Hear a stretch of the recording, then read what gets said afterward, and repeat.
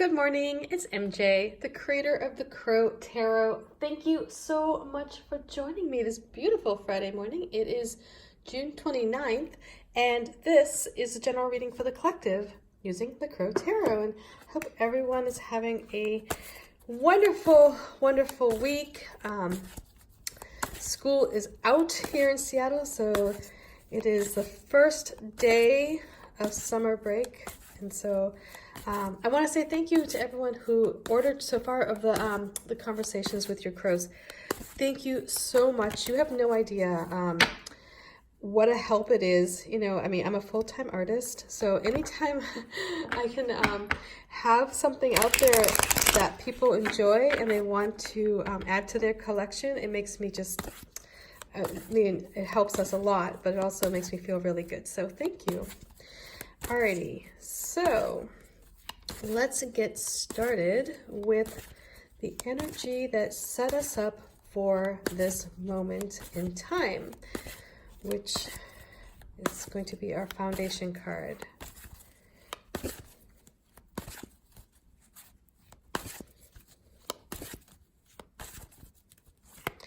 Okay, so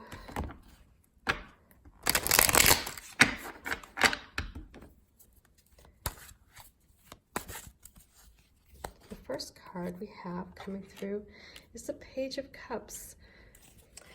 So this may have been a time when you were a little bit more open to hearing some, unusual information, or perhaps getting information from a different source that you may have in the past overlooked or shunned, or allowed biases to get in your way. But when the energy of the Page of Cups is present, your heart is so much more open and you're so much more connected to divine energy, and you kind of put aside that nasty human quality, of being judgy, or looking at others from a lens that is less than angelic, so to speak. So our current situation, have a moment of regaining some strength, perhaps getting some clarity. You may be feeling, confused if this energy of the Page of Cups is testing your beliefs or what you think is, right. You may find yourself feeling a bit exhausted, but let's see what happens.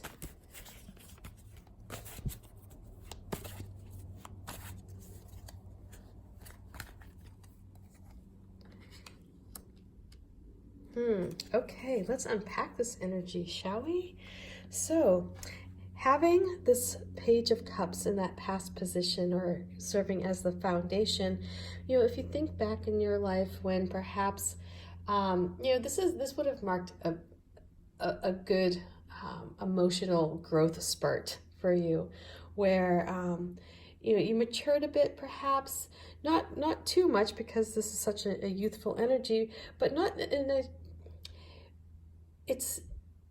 It's kind of funny. It's almost like this Benjamin buttoning. It's like you matured to actually become more youthful. You know how when we are kids, we are more open to new experiences and new ideas, and we are less,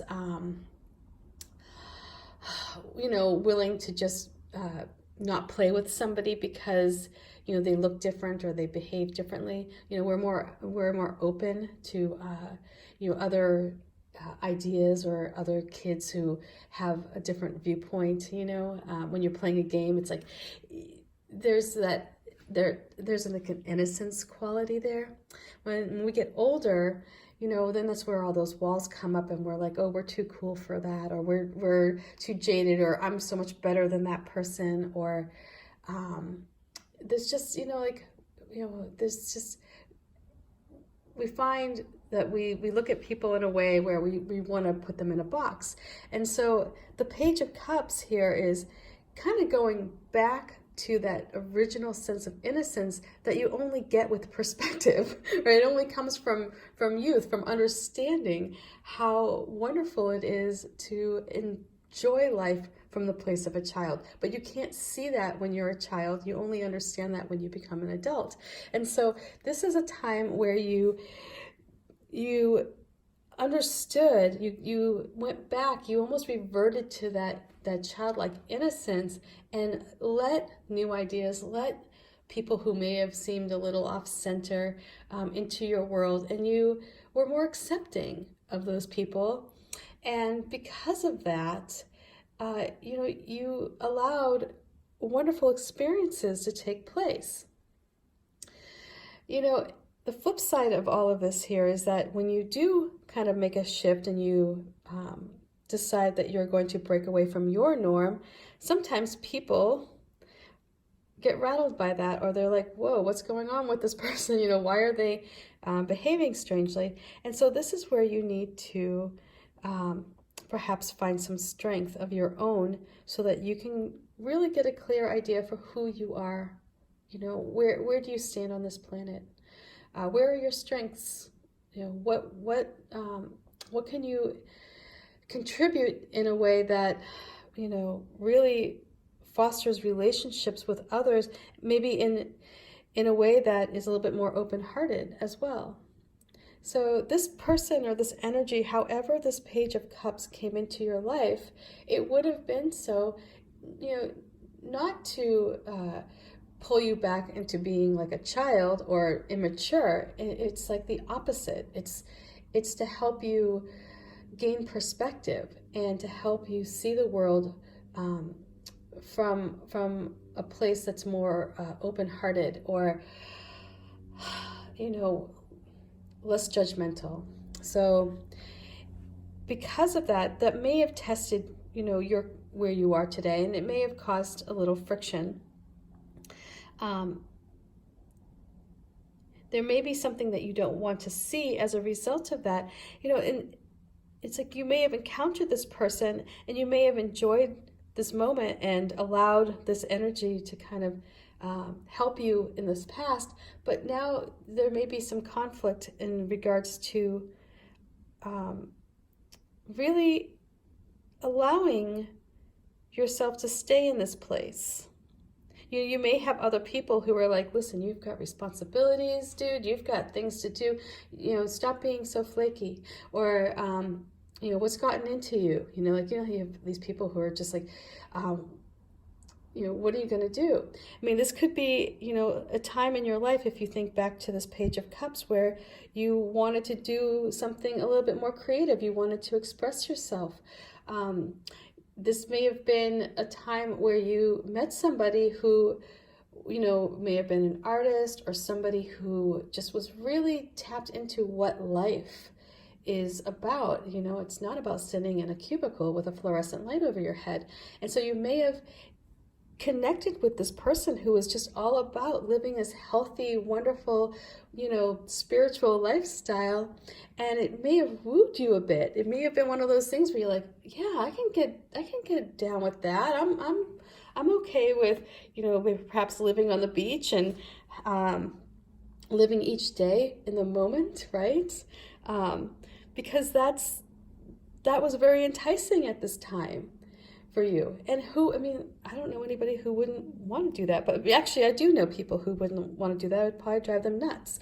But this would have been a time where that may have sparked some interest in you, and it connected with you on a deeper, more emotional way, where you're like, you felt it, right? You could almost feel that like in your heart, or it just sort of opens, and it's I just imagine like a rose opening, like from the bud, like just sort of like expanding, and that's where you felt maybe a good sense of joy.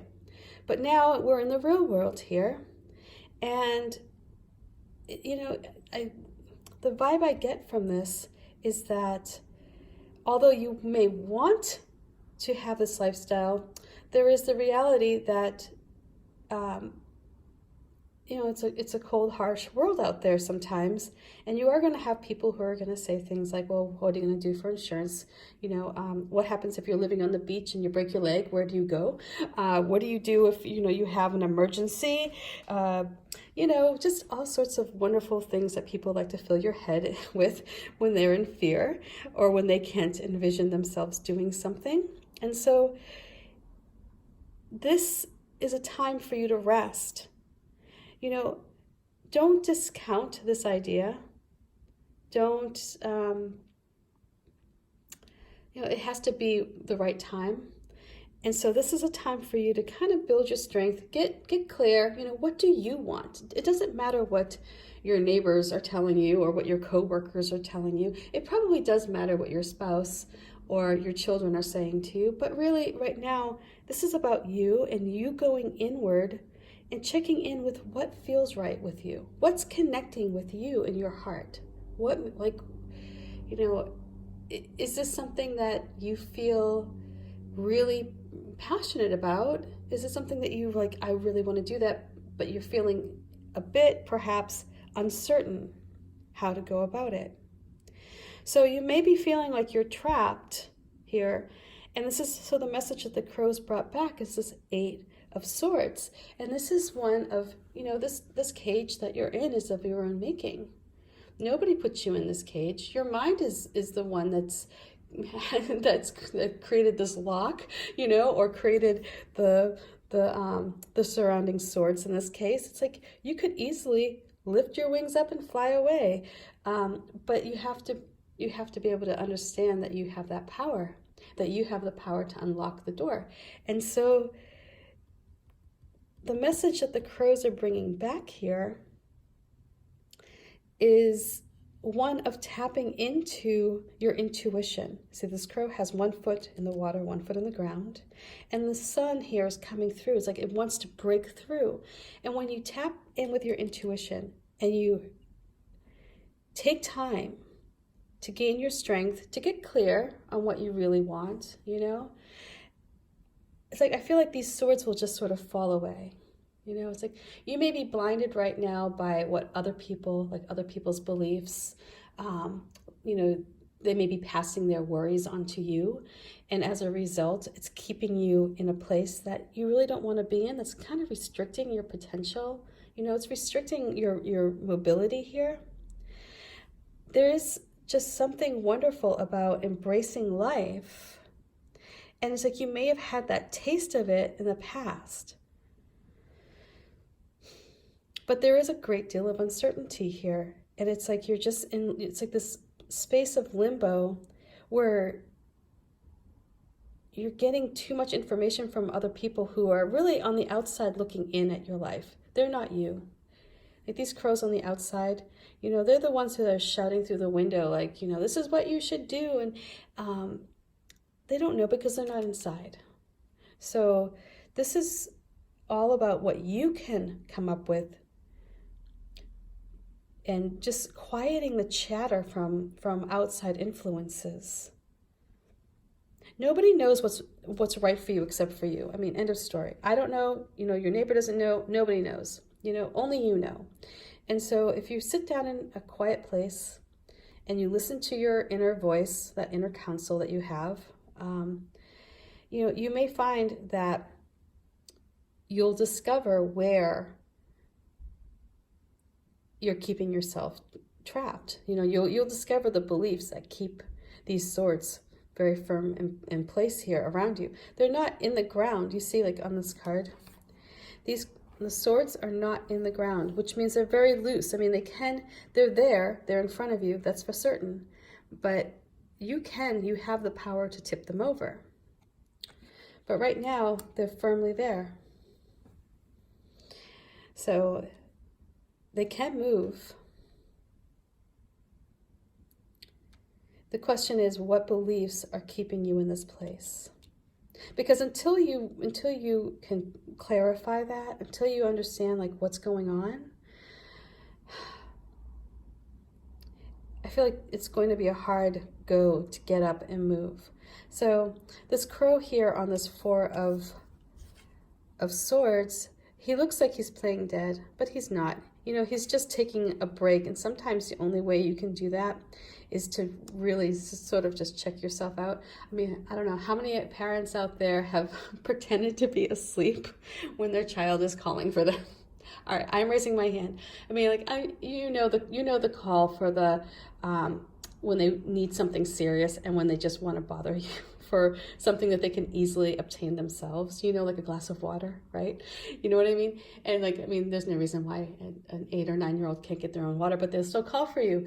And so this, like, to me is like, you know, it's like sometimes you just need to retreat, have some alone time, you know, pretend that you're asleep perhaps, or pretend, you know, in this case, this crow is pretending that it's dead just so that the other birds would leave him alone.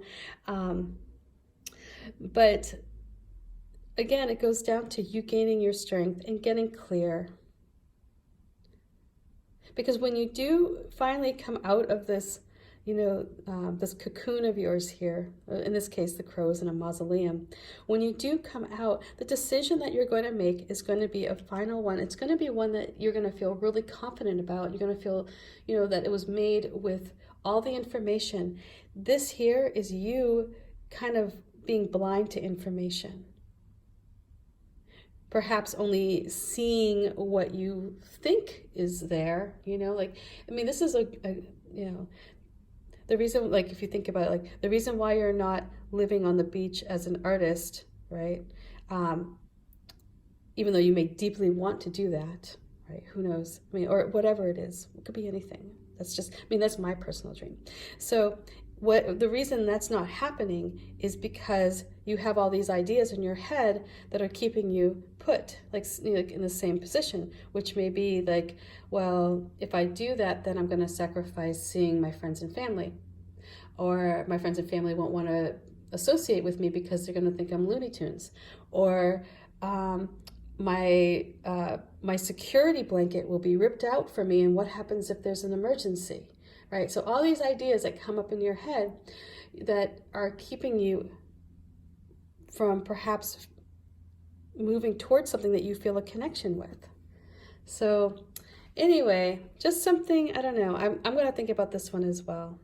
I think about this a lot. I mean, there's no reason why my daughter and I, you know, we couldn't move to the beach, or we, you know, it's like, obviously what I do here is very transportable. So, you know, it's like, why do you stay put?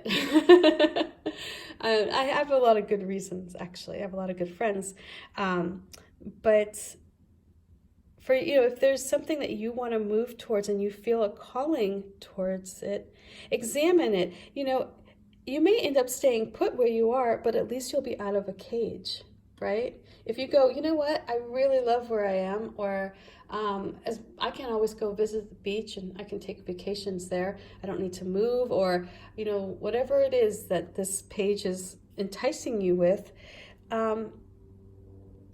At least when you remove these swords, you'll be in a place of clarity, and you'll be the one who's making the decisions. You'll no longer be a prisoner of your own mind, or of negative beliefs. So anyway, much love to you, and I hope everyone has a wonderful Friday, and I'll see you tomorrow morning. Peace.